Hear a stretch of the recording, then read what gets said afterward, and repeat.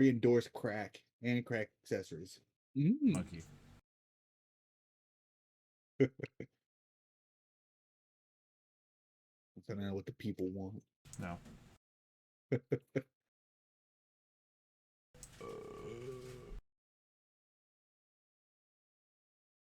Yeah.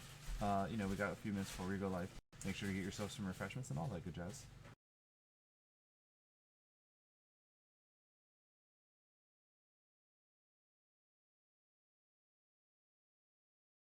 What? Oh my god.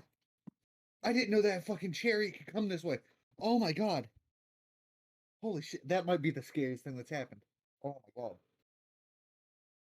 Oh. Uh,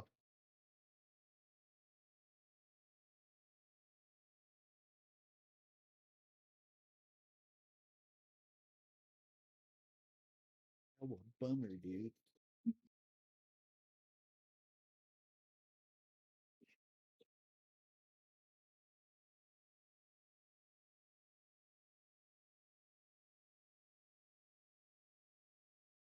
What? Mr. Wabwabba?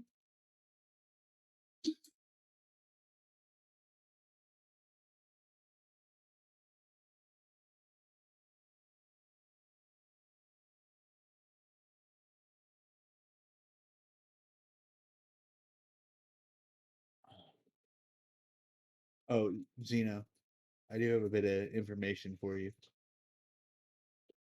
I'm sorry, what? So I got a legendary event to happen. Would you like to know what it was? What, in Elden Ring, or? Yeah. What's up? What I not really an a real event, but I was able to summon no maidens. Oh, I get you. Very overpowered magician. Oh my god, or mage.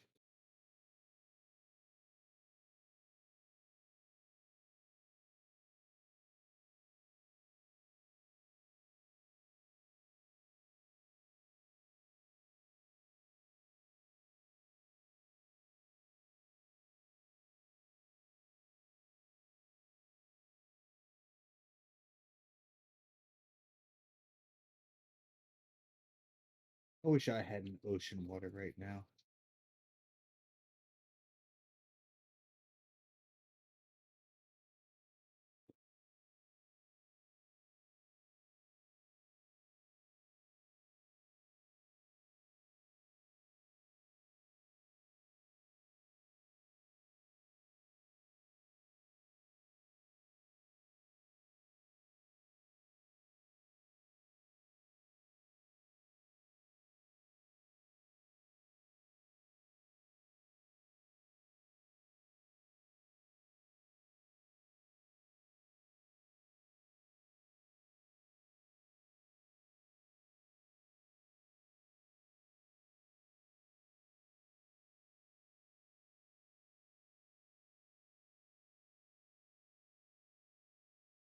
I might not gain some refreshments, so I can't really hear you right now because I'm away from the headphones.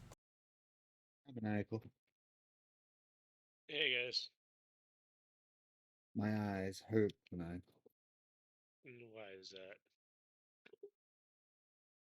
I have ulcers on them. What? What? I have an ulcer on my my left cornea. How the fuck do you get that? I think I wanted to get it. No. Well, that's why I'm asking how. Like, how did that do? I could not properly answer that for you. All I know is it did, and it hurts. I mean, like, did you go to a doctor? Did they Yeah. not? And they were just as baffled. They're like, oh well, shit. Didn't know that could happen.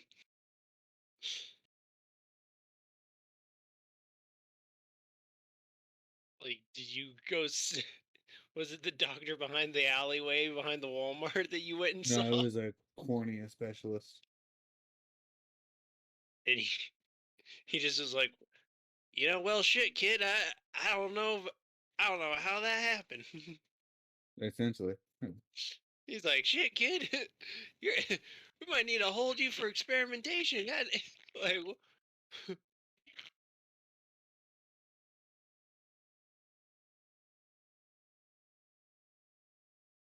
yeah, that's just. I'm sorry to hear that, man. That really does suck. Motherfucker, you teleport?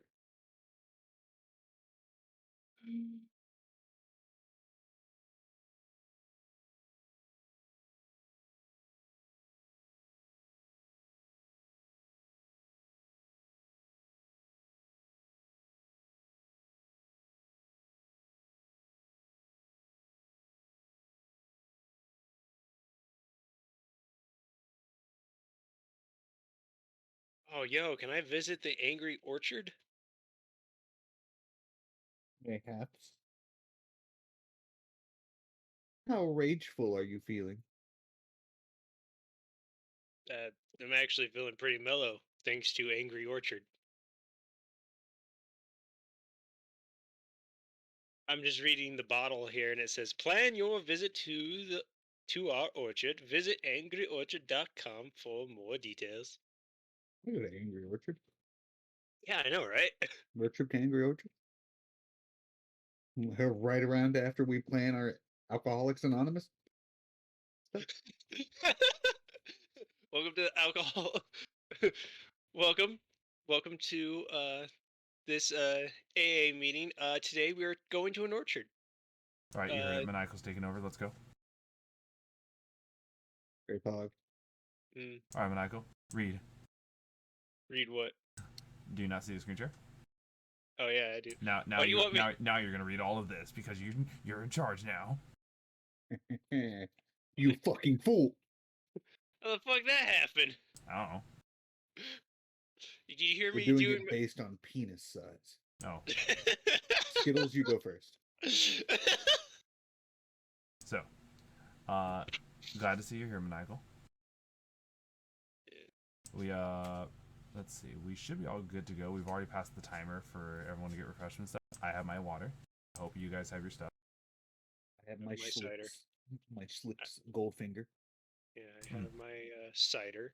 And while I am gonna be kind of like paraphrasing what's going on here, it is a good idea that you guys have the screen share up so you can see what I'm referring to. I will simply make it up as I goes, you know. All right. Yeah.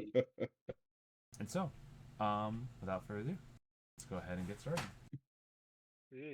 And welcome everyone back to another Wednesdays at the Lich Lounge. I am one of your co-hosts, Xenolich. And I am your other one. And this is the first D&D thing I've done in weeks, so I'm excited. Oh yeah, it's been a while since the last Unearthed Arcana came out, so it's a nice little refresher. Let's see what's coming up on the scene, especially because a lot of the Unearthed Arcana usually makes its way over to the books. But before we get into a deep dive of this, we're going to go ahead and, as usual, from the top of the VC order, go ahead and introduce yourselves. Top. Okay, it's me. I'm Hive, or well, Hal, in the Tuesday group. Indeed. And of course, is Skittles.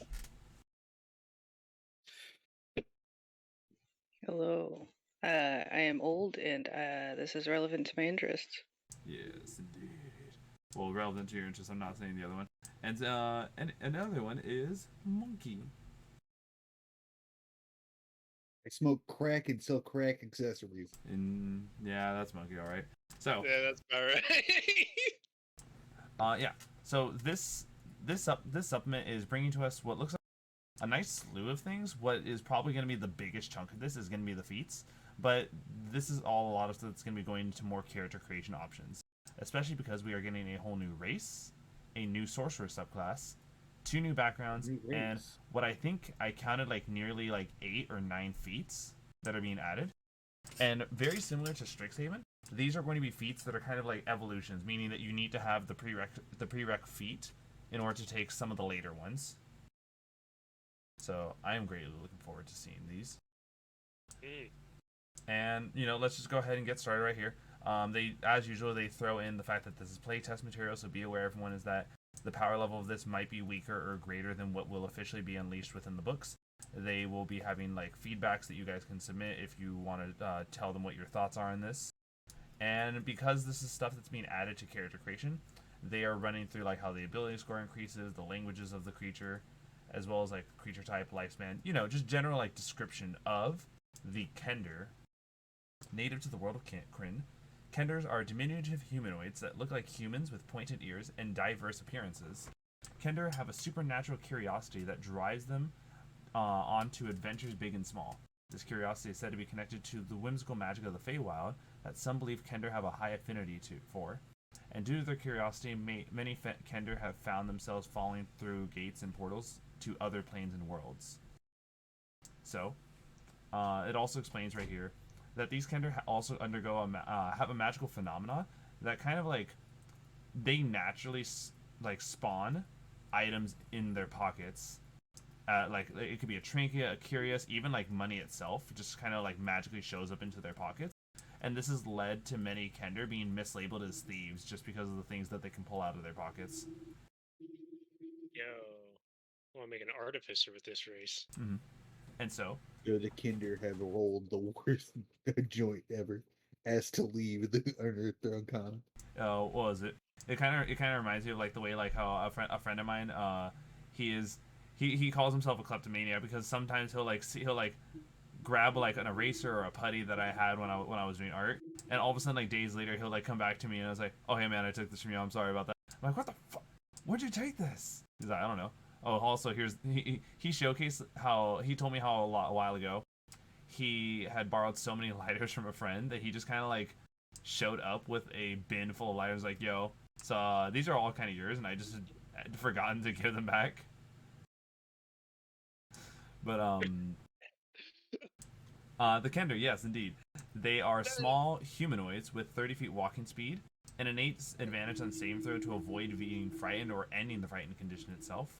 And on top of this, it's such a power move to just show up with a bin of lighters and go like, yo, they're all yours. Yes. They're all yours. And I've just collected them. Here's by far the craziest part about the Kender as well. So, starting at 3rd level, you possess a magical ability to pull out an item out of a bag or another container as a bonus action. You can reach into a container you're carrying and roll on the Kender Aces table to determine what item you pull out. The object glimmers softly and disappears after 1 hour. You can use this bonus action a number of times equal to your proficiency bonus and regain all expended uses when you finish a long rest. So, for example, the one that made me laugh right off the bat was that you could just straight up pull 5d6 gold pieces out of a bag. So it's like you could pull up from like 5 to 30 gold just at random and be like, oh hey shopkeep, here, I'll buy this from you, and then just like the money will disappear an hour later from the shopkeep's inventory. I love this for the fact that having children is very, very similar. So yes, artificer class, cool, but also toddlers. Exactly. You can even pull out like a simple weapon of your choice that has the light property just like out of nowhere. You can pull out an item of your choice from the adventuring gear in the player's handbook that costs no more than 1 gold and weighs no more than 1 pound. Pull up a random trinket. You could pull out a crowbar or a grappling hook. Or you can pull out a tool of your choice, so long as it doesn't cost more than 10 gold pieces. So it really... Yeah, but that's on the table. It's not something you can just pull out. It's something that you have to roll for, right? Yes, it is something you do have to roll for. So I think what's just really crazy about this is like, yes, due to the randomness effect, it's kind of just like a you'll never know what happens, but it's always one of those, I think this is very much a thing to drive more roleplay into it, because with an ability that's very unreliable for the purposes of, like, let's say you're someone who's like, I'm going to use this to always pull out a dagger out of nowhere, so I never run out of daggers. It's not reliable for that sake as more like you want to like use this in the spur of the moment to see what you come out with. It's like, watch me pull out a dagger. Pulls out rubber chicken. Exactly. Oh, God. Are you sure you trust me with the yoinky sploinky bag? Oh my God. Is that what you trust me with? Oh my God. It's what, you know what? It makes me think, like, because their name is Kender, this is just the Kinder Egg race. I suddenly don't like them anymore. Oh, why? Oh my gosh. Something wrong with Kinder Eggs? Yes. It's a surprise inside the bag at all times.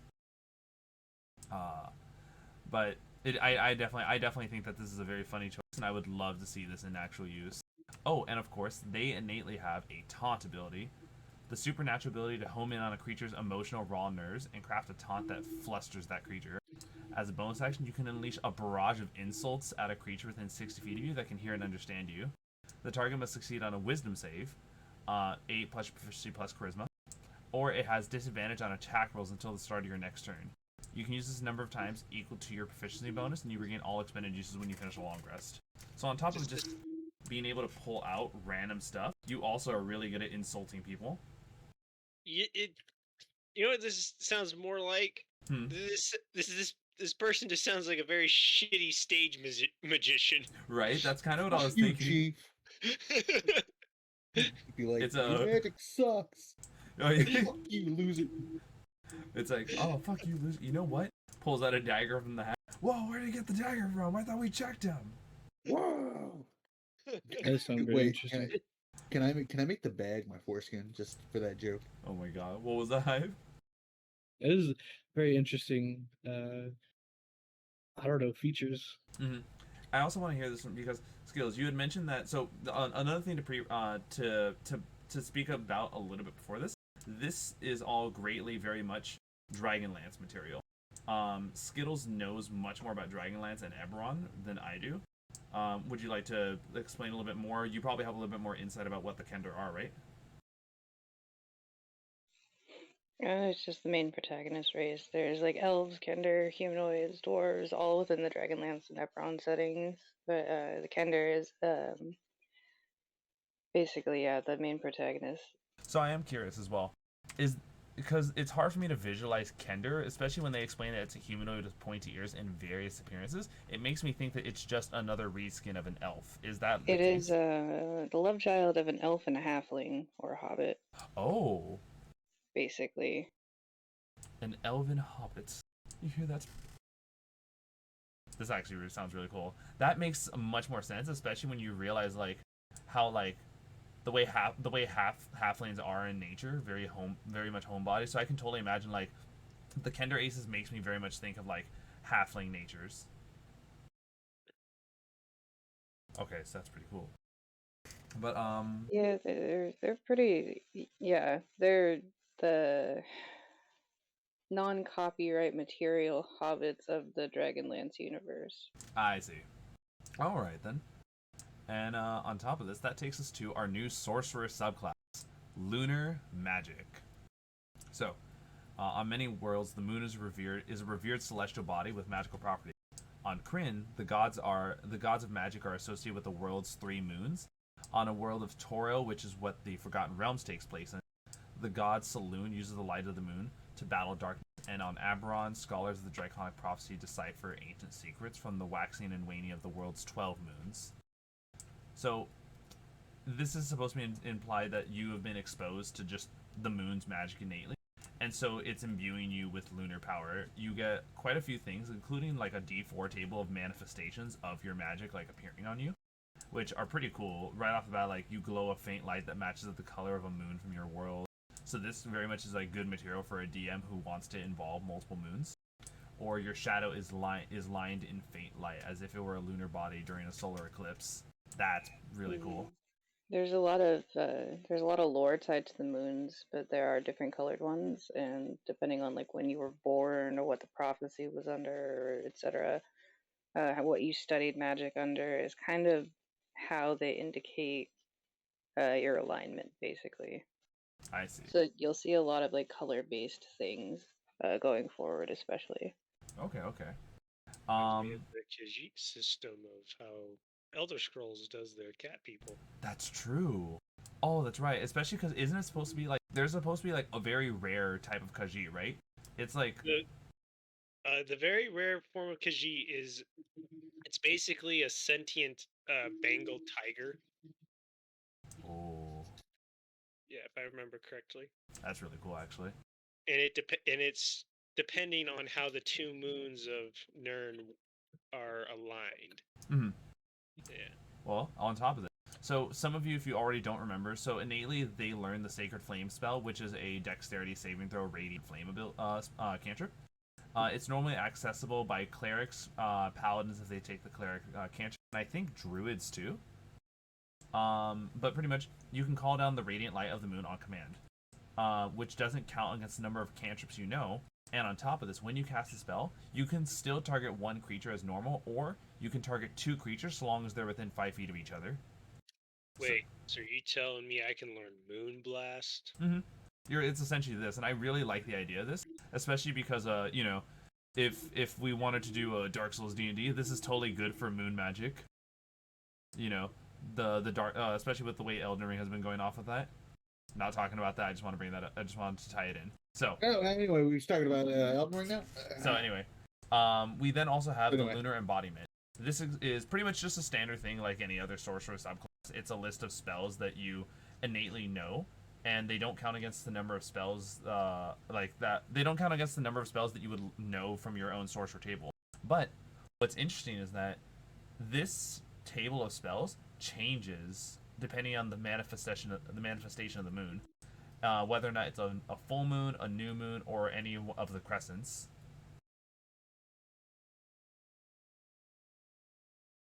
So, for example, when it's a full moon, your first level spell is Fairy Fire. When it's a new moon, your associated spell is Dissonant Whisper. And when it's a crescent moon, your associated spell is Sanctuary. So I like.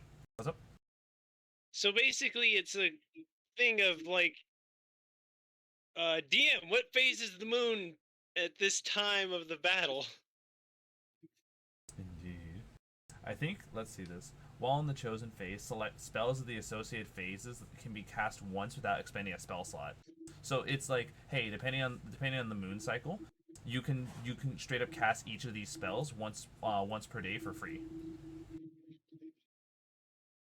Yeah, but then you know, it's like, I feel like that's something like you really want to check before you get into a fight. Like, all right, what phase are we in this session for the moon? And that's understandable.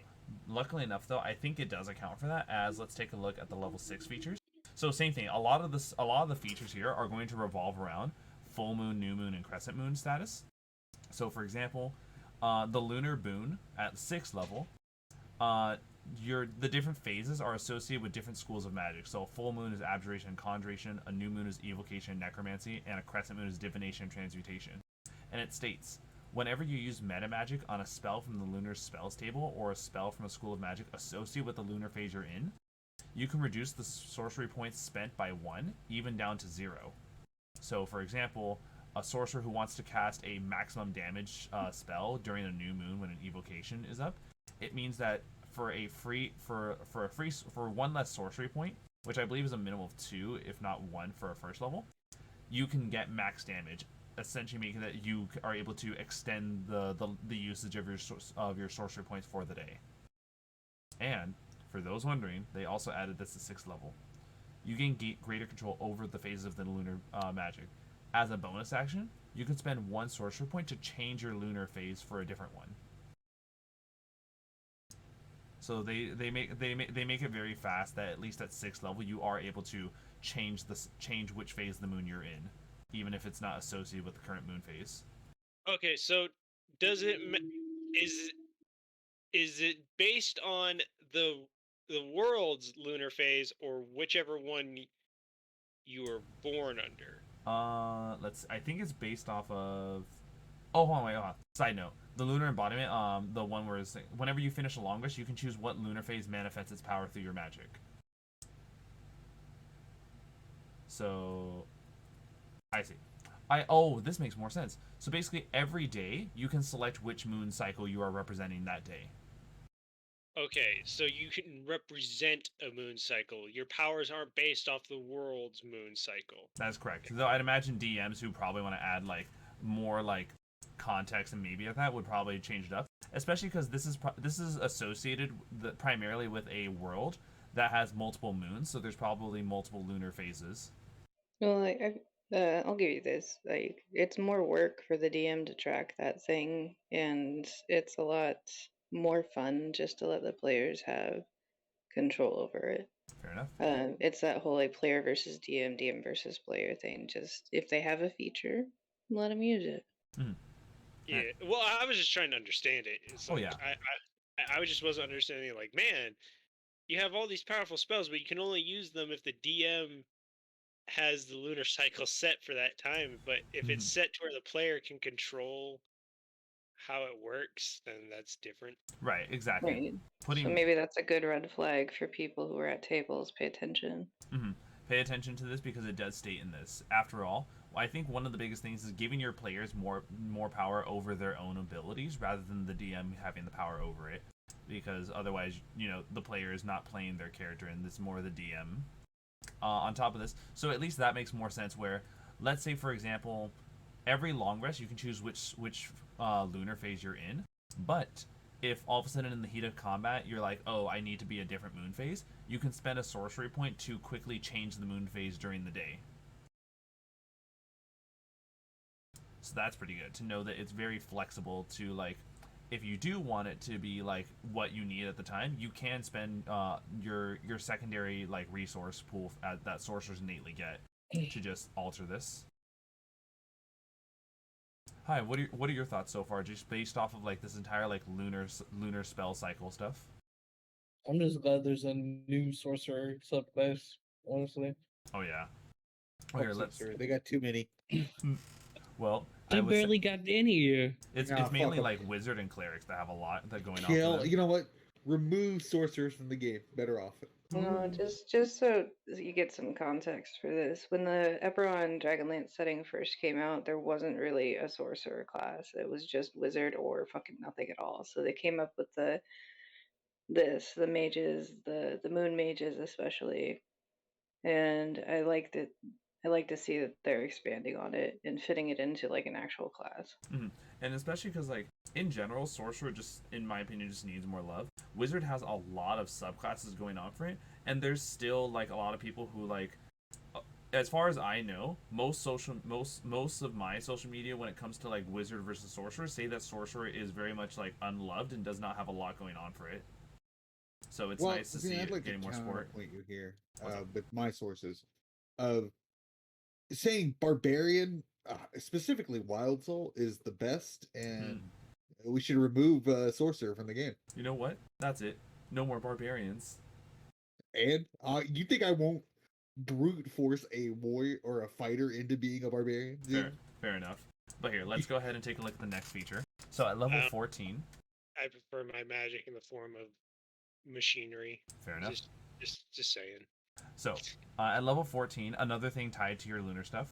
Whenever you choose a lunar phase to affect your magic, you also gain the following benefit associated with that phase. So this is one of those like, oh, once per long rest you're going to change it up, though obviously on the fly you can change this as needed. When it's the full moon, you shed bright light in a 10-foot radius and dim light for an additional 10 feet. And in addition, you and creatures of your choice have advantage on saving throws while within the bright light that you shed. For the new moon, you have advantage on stealth check, and in addition, while you are in dim light or darkness, attack rolls have disadvantage on you. And the crescent moon is you gain resistance to necrotic and radiant damage. I love this. Aside, I love this back and forth right off the bat. Right, so we understand that like it's a weird way of like I am the light and the darkness, or I can be a bit of both, using with the way the moon cycles are represented. All I know is you've managed to make the rogue edgier. I can be your full moon or your new moon. Yeah, it's just rogues have now just gotten edgier. Mm-hmm. Well, edgy sorcerers are always pretty cool, especially with the charisma stat that they are based off of. On top of this, we get to the final feature. At level 18, your lunar phase magic bursts. As a bonus action, you can tap into a special power of the lunar phase you are currently in. Alternatively, as part of the bonus action you take to change your lunar phase during using your waxing and waning feature, you can immediately use the power of the lunar phase you are entering. So, on a full moon, you radiate intense moonlight for a moment, and each creature of your choice within 30 feet of you must succeed on a Constitution saving throw against your spell save DC, or be blinded until the end of its next turn. And in addition, one creature of your choice in the area regains 3d8 hit points. Solar flare. New moon. You momentarily. Yeah, solar flare, not lunar flare, because the moon ain't that bright. You know what? That makes sense. But the moon reflects the light of the sun. Mm-hmm. Got him. It reflects which a reflection is sometimes weaker. Hmm. Sometimes, not Sometimes. always. Well, here. Yeah. We head on over to the new moon. You momentarily emanate an oppressive gloom. Each creature of your choice within 30 feet of you must make a dexterity save against your spell save DC, or take 3d10 necrotic damage and have its speed reduced to 0 until the end of its next turn.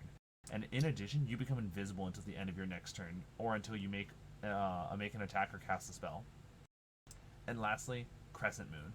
You slip through light and darkness. You can magically teleport to an unoccupied space you can see within 60 feet of yourself, and in addition, you also gain resistance to all magic until the start of your next turn. And once you use a phase's bonus action, you can't do so again until you finish a long rest, unless you spend 5 sorcery points to use it again. One thing I think is interesting to note about this, by the way, is that it's implied that like it's a really good idea to be shifting between your moon phases often in a fight with this. And when you take a look at this, the key part about this is that once you use a phase's bonus action, implying that in a single combat, using the same bonus action for waxing and waning to change cycles, you can activate full moon, new moon, and crescent moon in 3 rounds altogether. And in order to reuse any of them, you have to spend additional 5 sorcery points on top of the 2 that you spent to just change those up. But usually this is enough to like, most D&D combat is decided in the first 3 rounds. Usually have That varies. Let me pull it up. because depending on how many points you can have at that level, that may or may not be a good So let's thing take a in my look. eye. At level 18, you would have 15 sorcery points. Oh no. You would have okay. Look, you have as many sorcery points as equal to your level. So, Which would mean at level 6, when you unlock this ability, you can change the cycle using 1 sorcery point in order to change the cycle that you're currently in. and then to use that Crescent Moon ability, you'd have to use. So just to get to that Crescent Moon ability, you'd use 1 point, and then you would use the last remaining 5 to do it again. So that is correct. One thing that's pointed out though is this. So because you can use each lunar phase's ability once per day, in order to reuse them throughout the day, you then need to spend an additional 5 points to regain their uses on top of using it in that moment. So it is pretty good, especially because sorcerers do have a thing that is interesting to note, is right over here. Here we go. So sorcerers can recycle spell slots into sorcery points, and vice versa. So you can keep regaining sorcery points just by expending spell slots to do so, or you can use your sorcery points to give you spell slots. It's a pretty interesting system to be working with like 2 different types of resources to mix and mash and do what you want, depending on if you want to use more of your class features instead of your spells. So far what I'm seeing is sorcerer's class is for math nerds. Got it. Maybe. I think wizard. It's debatable. Wizard could also be the same thing with the amount of money and time you need to spend to put down your spells. I have to butt in here with a little thing. Just because it's not for you doesn't mean you should drag it down so hardcore. Oh yeah. Sorcerer's really fun to play. It's not for me, and I'm just saying. It sounds like it's for math nerds, but if that's your thing, you do you. You play that sorcerer. I am not a math nerd at all. I hate math, but I love playing sorcerer. You know. Oh wait. You know what I just realized we need to do now with this subclass? You take the moon, and you take the moon. It's time for Chowder to come in here. Oh god. You know, actually, on side note, that kind of makes sense now when I look at Kender and I think of Chowder now. So you'll be happy to know, all you friggin' magic haters, that the rest of this document is mostly about the physical classes. Oh yes, indeed. How am I a magic hater? I favor the artificer. I'm just saying, sorcerer is not for you. But, yeah, not for me. There we go. And I don't really think there's anything wrong with it. It just seems like there's a lot more you have to juggle. I can definitely see. So it's really crazy to think, like, because we have a few people who play sorcerers in the campaign, and it's not really like talking about sorcery points is different than actually using them in game. it is much more simpler to use them in game than it is to not, especially because we already know that D&D Beyond does a very good job of like making everything so scripted and formulaic that it's just brain dead to utilize any of your abilities. But we do head on over to the backgrounds. These ones are heavily tied to the campaign setting, by the way, because it is the Knight of Solomnia, which is you have been trained to be a valorous warrior known as Knights of Solomnia. Strict rules guide your very action, and your work to uphold them as you strive to defend the weak and oppose all forms of evil. Your honor is as important to you as your life. It's athletic survival proficiencies, proficiency with one type of musical instrument, with your one choice of language for you to learn on top of it, and an insignia of rank, a deck of cards, a set of common clothes, and a pouch containing 10 gold pieces. It's very similar to the way I think it's like the soldier background kind of works, but like different, because once again it's tied more to the setting, because you have the feature called Squire of Solomia, which is you automatically gain the Squire of Solomia feat, which will be later in the Unearthed Arcana. And in addition, the Knights of Solomia provide you free modest lodging and food at any of their fortresses or encampments. And then, of course, the standard how to build a Knight of Solomnia character, giving good suggested characteristics if someone's having a hard time really getting into character with the roll tables for this. I just want you to know how hard it is for me not to say the Solomnia loot. And it's killing me. It really is. I thank you for holding back. See, I want to say it Solomia, because you got me thinking chowder stuff, and I'm like salami. Yeah, Solomia. The Solomia loot. They use giant things of salami as swords. So, to follow up with that, we also have the other background, the Mage of High Sorcery. Your talent for magic came to the attention of the Mages of High Sorcery, an organization of spellcasters that study magic and prevent its misuse. You've trained among the mages, but whether or not you'll face dangerous tests required to become a true member of the group remains to be determined. Your passion for studying magic has likely already predisposed you towards one of the organization's 3 orders: the Benevolent Order of the White Robes, the Balancing Pursuing Order of the Red Robes, or the Ruthless Order of the Black Robes. White Mage, Red Mage, Black Mage. And in the world of Kryn, what's up? All I'm hearing for the Mage of High Society is just party poopers with magic going like, you can't do that with magic. The fuck I can't, old man. Try and stop me. I think it's less of that. You can't graft yourself onto a god and steal his power. No. I think it might be less of that and more like kind of like going around and protecting like magic from going awry, at least as far as I know. Or at least that in hey, some dude is really evil and he's utilizing magic. We should probably stop this. Yeah, but that's the thing is like then you start getting into rules and politics of magic, and then it just starts becoming to a point where you're just like, man, fuck the high society and their rules. I'd imagine it does change, and once again, this probably comes into more context when it comes to the actual campaign setting or the storybook setting. Do you want to add into this, Skittles, just, from your knowledge from the setting itself? I feel like it would go unheard. So I think you've lost the interest of the people when it comes to magic stuff. Fair enough. So here, all I'm going to do is quickly brush over this. They do get Arcana and History, 2 choices of languages, the standard equipment that kind of reminds me of a Sage, and as well as gaining the feat Initiate of High Sorcery. Similar to the one that we saw before, the Mages of High Sorcery provide you with free modest lodging at any occupied tower of High Sorcery. So it's pretty good to know that this is basically like, oh hey, you get free room and board whenever you're like within your organization's areas. And then just like the previous one, here is like a good few roll tables when it comes to this, and a nice little divot about the Mages of Dragonlance. But now to the biggest chunk of this entire thing, the feats. Right off the bat, you're going to see the three over here already put up here. The Initiative, Highest Authority, and the Squire of Solomia were already explained, and they don't have any prereqs. And there is a third one that has not been mentioned thus far called Divinely Favored. So I can't wait to hear about this, especially because I know that just from the name alone, it sounds like I already know that some people who would love to take this feat.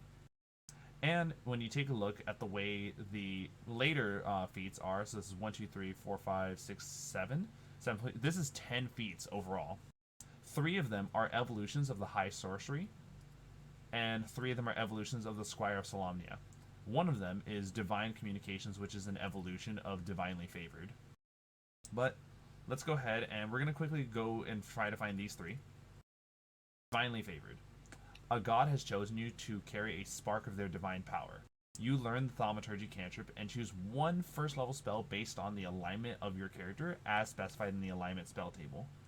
You can cast the chosen first level spell without a spell slot, and you must finish a long rest before you can cast it again in this way.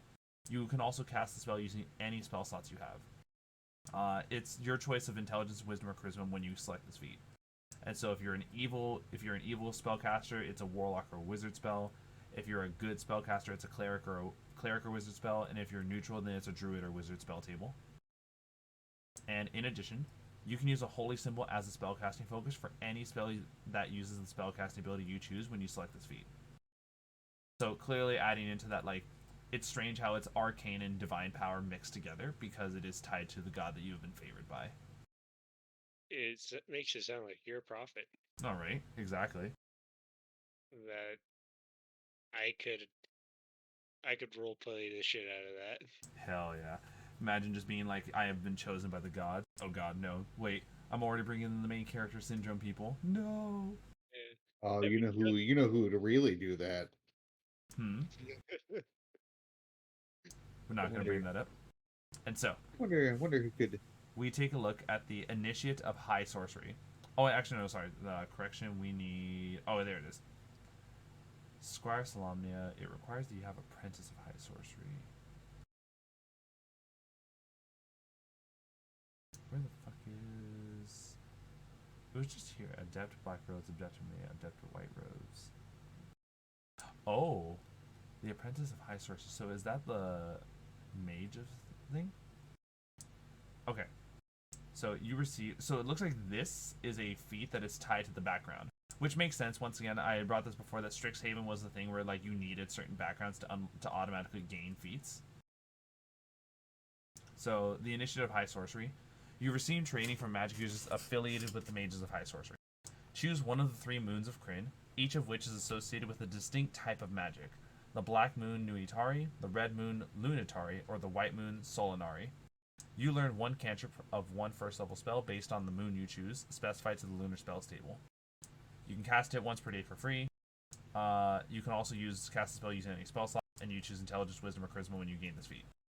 And so it looks like when it's Nunari, Chill Touch, Mage Hand, Vicious Mockery, and first level Evocation or Necromancy spell.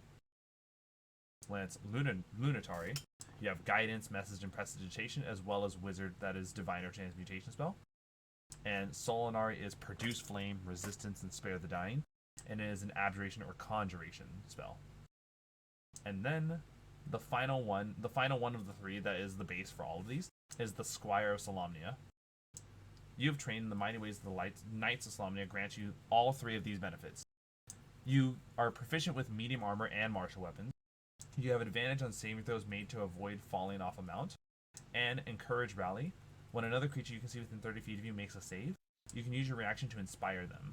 If the target can hear you and understand you, it gives advantage on the saving throw. And once you use this reaction, you can't do so again until you finish a long rest. So a pretty powerful ability. It'd be pretty crazy to imagine a bard who is a Squire of Solomia, who has both their inspiration and the ability to grant advantage on a reaction for saves, along with just generally having a harder time falling off their own mount. And I don't know if bards already have proficiency with medium armor and martial weapons, but if they don't, then this is a pretty beautiful feat to be granting them, as well as any other class that doesn't already have these feats, those proficiencies. Yeah. I'd like to make a character that has the encouraging rally, but only speaks Goblin and doesn't speak Common. Oh my god. And then... What are you saying, you little... I want to go ahead and let's take a look quickly at the Divine Communications, and then we're going to go on to the Night evolutions. So Divine Communications is Increase the ability score of the spellcasting ability chosen when you got the previous feat, up to a maximum of 20. You get Celestial Tongues, which is the ability to speak, read, and write Celestial in 2 other languages of your choice. And Divine Omens. You can cast the Augury and Commune spell without a spell slot, and you must finish a D4 long rest before casting it again this way. You can also cast the spell using any spell slots you have at the appropriate spell level, and the spellcasting ability is tied to the one that you chose for the previous feat. So, hey, I can speak 3 new languages, I have an ability score improvement, and I can cast 2 spells for free once every D4 days. Which makes sense. These are like spells that are usually tied with like divination, so trying to like looking into like speaking to your god and trying to get answers for what's to come. But let's take a look at these night ones. So Night of 3 new languages. None of them are languages the group speak. That's not a bad idea, especially because by 4th level you will have an understanding of what the group is missing, or by 4th level you have an idea of what the campaign is going to involve. Or you better. Or even better, what? You better know what it needs. All right. And so we take a look at Knights of the Crown, Knight of the Sword, and Knight of the Rose. Knight of the Crown is you can increase Strength or Dexterity by 1 up to a max of 20, and Tactical Teamwork. When a creature you see within 30 feet of you makes an attack roll against another creature that's within 5 feet of you, you can use your reaction to grant advantage on the attack roll. You can use this reaction a number of times equal to your proficiency bonus and regain all expended uses when you finish a long rest. Knight of the Sword is you gain proficiency in Intelligence, Wisdom, or Charisma saving throws of your choice when you take this feat, and Willpower. Immediately after you or a creature you can see within 30 feet of you fail in Intelligence, Wisdom, or Charisma, you can expand a hit die. The saving throw increases by an amount equal to a roll of the hit die, potentially turning a failure into a success. And you can only do this once per long rest. Oh, on top of this, once you have turned a failed into a success. So this is an ability you can use until someone actually like makes it work, and then it goes away for a long rest. But imagine a barbarian with this. The fact that you can increase a roll by a hit die, and barbarians use D12s.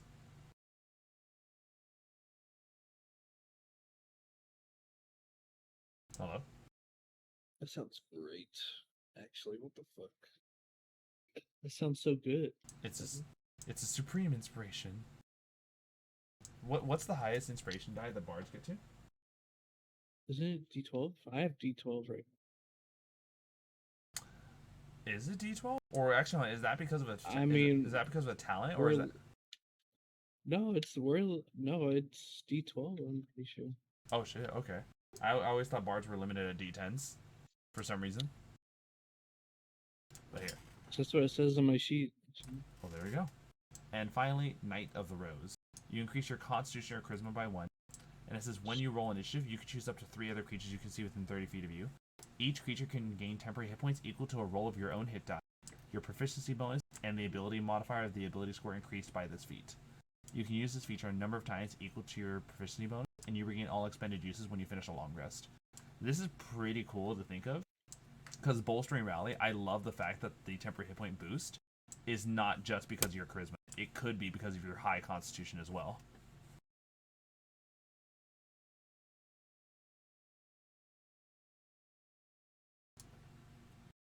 Hello? I thought people were here. Yeah. I just don't really have. Yeah, I'm just a lot of stat changes that I'm not smart enough to know about. Can you repeat that again for me, if you can? Which one? The one you were just talking about. The Rose.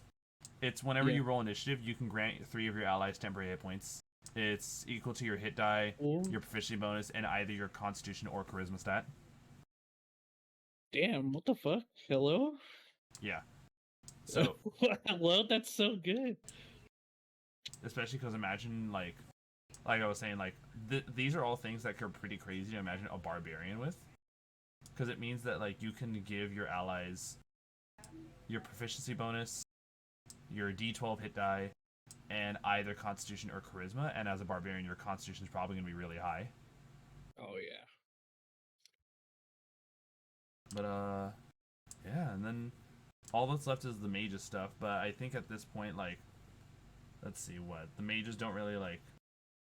Like black robes are all about. You can learn 1 second level spell of your choice. Second level has to either be evocation or necromancy. You can cast this second level spell for free once per day. And you can also just innately cast the spell. Same thing, you can choose intelligence, wisdom, or charisma. But here's the really cool one. Life channel. You can channel your life force into the power of your magic. When a creature you can see within 6 feet of you fails a saving throw, you can use a reaction, right? Let me see. You can expand a number of hit die equal to the level of the spell. Roll a number of hit die equal to half the number of the hit die expanded, and the damage the triggering creature takes increases by an amount equal to the total rolled of those dice. So you can make a specific person that failed your saves just take extra damage by using your own life force. Wow. There's a lot of that. There's a lot of role manipulation going on here. Mm-hmm. It's really cool to see all this. Here, I wanna hear from one of you guys about this stuff instead. Like your thoughts.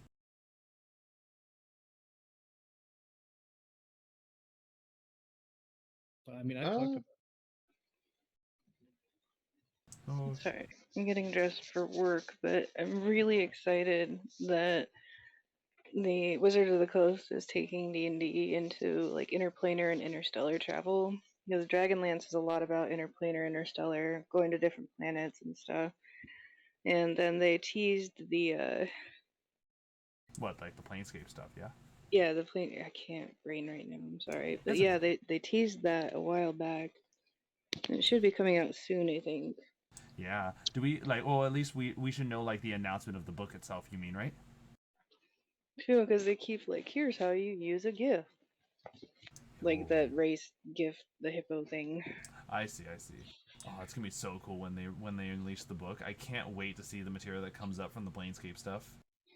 But this also gives us a lot of options, because Dragonlance books are very much about dragons.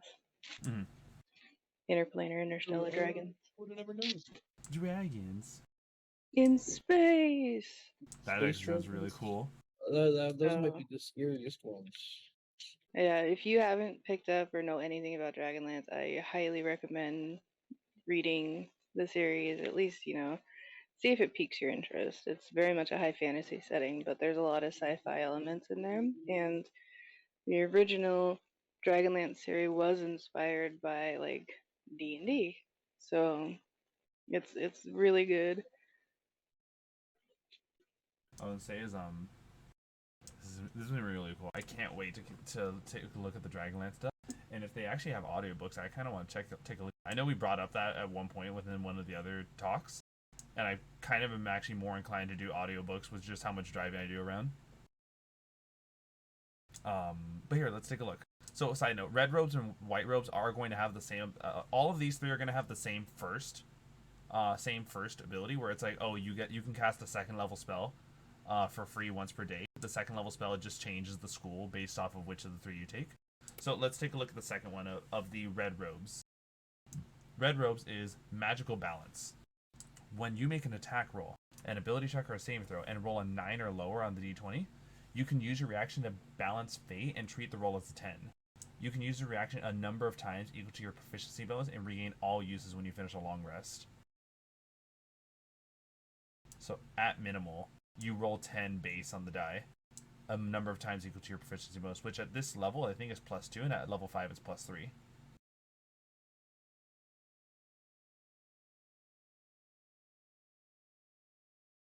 And so we head on over to the protective ward. When you Before we are start that, Xena, Huh? I'd like to say something about Elden Ring. No. Your boy just got 100,000 souls and you can't do nothing about it. Right. Okay, that's all. And lastly, protective ward. When you or a creature you can see within 30 feet of you takes damage, you can use your reaction to expand a spell slot and weave protective magic around the target. Roll a number of d4s equal to the level of the spell expanded and reduce the damage the target takes by a total rolled on those dice, plus your spellcasting ability modifier. So you can essentially just reduce. So one is about like increasing the damage someone takes. One is about modifying the rolls so you almost always land. and the other one is about reducing the damage an ally takes.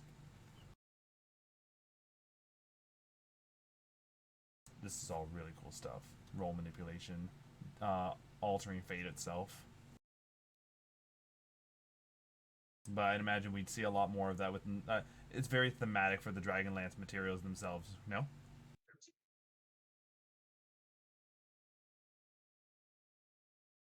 I did not hear that part.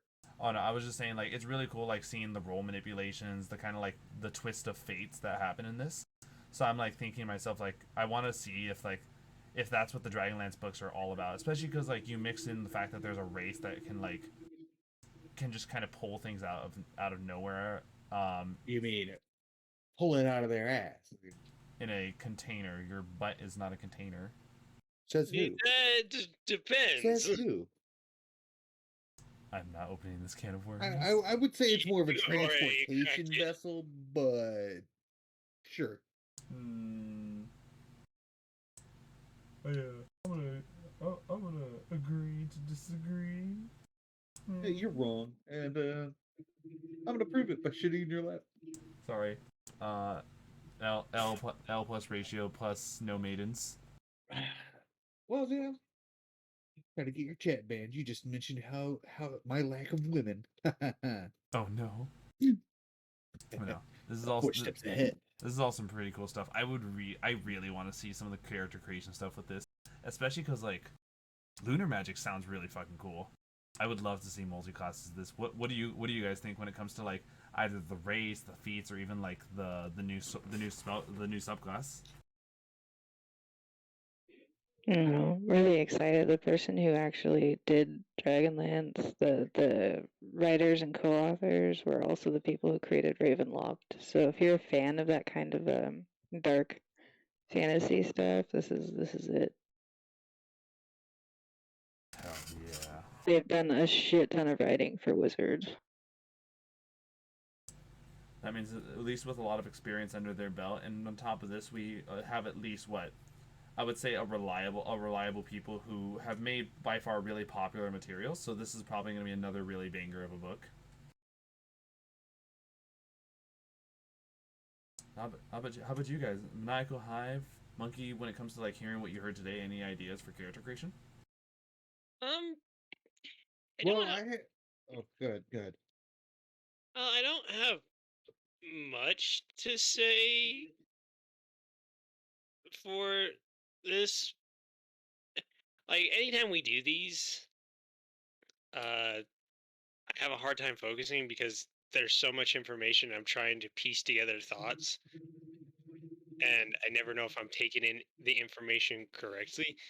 But so far, like a Kinder sounds like an interesting race, as well as like everything sounds interesting. Like sounds really cool and well thought out, and I'd be very excited to use these elements because I would probably like because I used to not be comfortable with Artificer until I played it, and once I played the Artificer, I fell in love with that class. But I used to not understand it. So like if I played with some of these new mechanics and stuff, and like actually used them, I'd probably fall in love with them. So trial by fire it is. Yes. All right, I can dig that.